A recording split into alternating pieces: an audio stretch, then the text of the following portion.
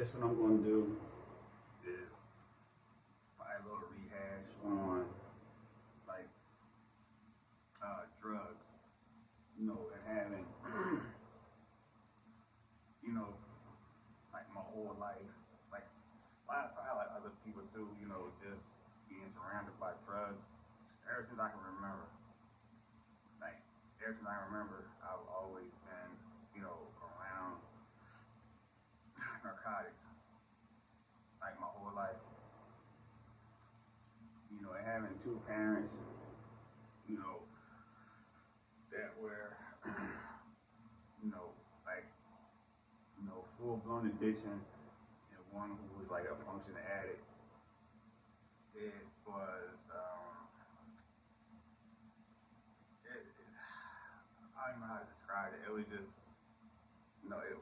it was just a crazy situation, from, like the homeless situation and just, bouncing from house to house on a constant basis.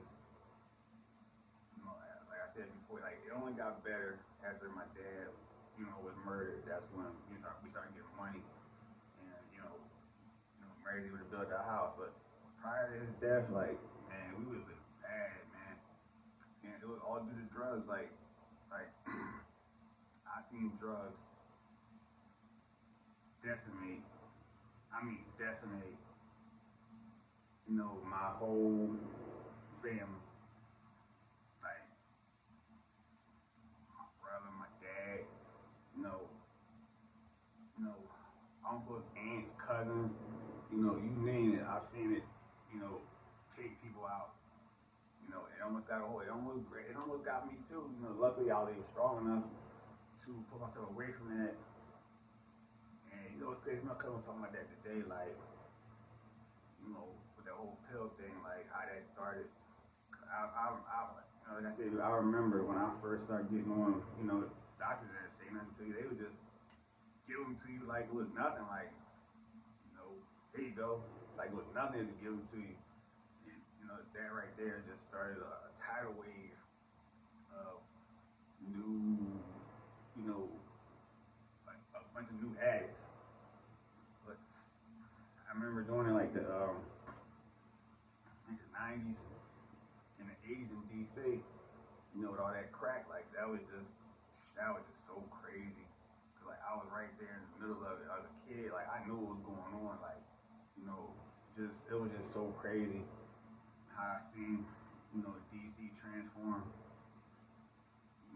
cause the year I was born, 76, it was the what's it called? I seen like probably 80 something like that, early 80s. They had, PCP, where they were dipping bomb fluid in cigarettes, and that's what they was doing in DC. That was heavy. That was like everybody did that. Everybody. And then I remember when coke came along, and then crack. It was like so crazy because it was like if you didn't smoke crack back in the day, like in the 80s, like people looked at you like you was something wrong with you. Even sniffing coke, like people looked at you something wrong with you. So that's how you see so many people, during the 90s, even early 2000s, was strung out on crack because it was like a recreation drug, truth be told.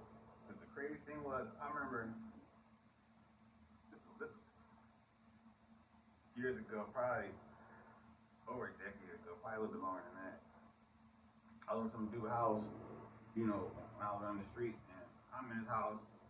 So my man started cooking up crack on a spoon. Like I said, this dude set up there. He pulled a spoon out, got some coke, got some baking soda, put on a spoon, started mixing it together till started sticking together.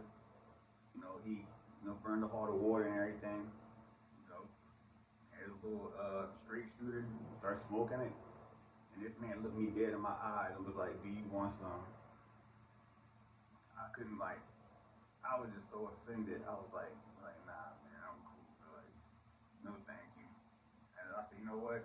Let me get the hell out of here because that's all I need is you in here smoking crack, and the cops come kick the door down. And I'm in here looking like a dummy.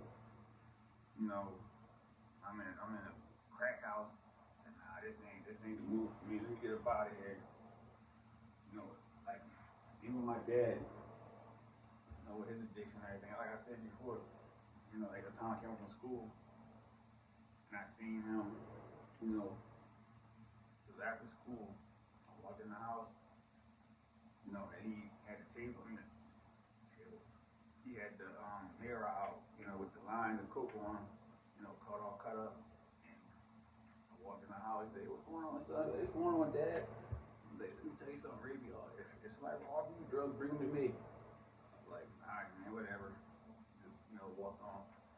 You know, I'm walking past, he leaned over, started to lift the coke up, like it was just so crazy. But that was my life, though. Like it was just that was just my reality. So I didn't see nothing wrong because, like I said, I've been around drugs my whole life. You know, from like, you know, being on and all that. Like I just always been around drugs, so it was nothing for me to see that.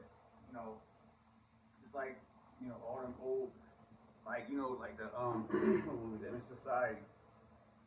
You know, when man came, you know, you a little kid and, you know, all the adults having a party, and, you know, you try to sneak out the room to see what's going on. I mean, that's how it was for me too. Like, I'm a little kid, you know, they partying, or, you know, all the kids upstairs and all the parents downstairs doing their thing, and, you know, like you try to sneak downstairs, see what's going on. Like, get your behind back upstairs, boy. Like, you know, all they down there partying. Like, so you want to be a part of that, but, you know, you don't, because they down there doing something that you don't want no parts of.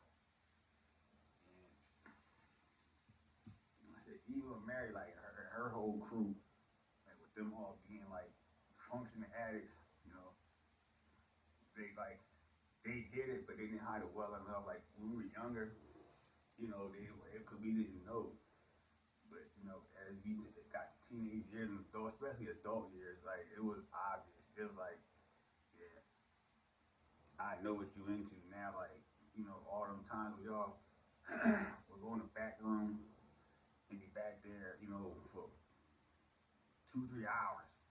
You know, y'all ain't doing that much partying back there. Y'all partying, y'all taking those candy and stuff like that. And I just thought, like, man, that's just whole lifestyle. It's just like, you know, you exposing your children to that. Like, you just, you know, you setting them up for failure.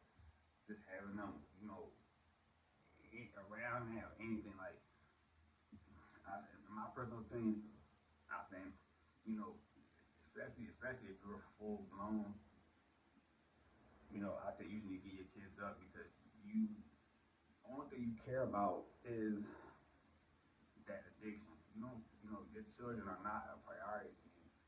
You just care about, you know, how you gonna get your next fix and this, that, and the third. I see on my dad, like, he was just, the deeper he got into addiction, the less he cared about just anything, because, you know, from my first memory of him to my last memory, like, I didn't even know that man at that point in time. Like, he was just, you know, like a stranger to me. Like, but I seen how he just went, you know, just went down. Like, and, you know, as I said last time I seen him, you know, like a year or so later, probably like a year later, you know, you know, Mary came and told me, like, he was gone. And I never, like I said, I knew about the cocaine. I didn't even know he smoked crack until I was an adult. And I went to see one of my cousins in DC. She was telling me, like, yeah, you know, your dad was on crack. I was like, crack? I'm like, what? What you mean? Like, it kind of messed me up, because, like, I knew about the coke, but I should have known, you know, that coke and crack, it pretty much, that's just how it goes, and that's what he was into. And I should have known, because that's how my brother was too. Like, he was, you know, sniffing coke, and then, you know, he progressed to crack. You know, it was plenty of times this dude, you know, he get his little money. No, this was his routine every month, because he was on, I guess, some kind of social security. So every month, you know, he would get his money, and like clockwork, like he'll get that check, takes a Friday. He gone to next Thursday. Up in Camden, just smoking his brains out. You know, and then he'll come back. He's try to steal whatever he can. Steal from Mary's. Steal from whoever he can get, whoever to get his next fix. And now just his routine, just steal, get his check, just smoke it. Like he be up there for like 4 days straight, just be in whatever he was at in the crack house, just getting high. And that was his routine. And that dude, like, he was like the poster child for a drug addict. Like, if you think about how like a drug addict's supposed to look, dirty, disheveled, just like how like you like any kind of like Pookie, like that's how he looked, but he was fat though. Like this dude was a fat crackhead, like it was just so crazy, man.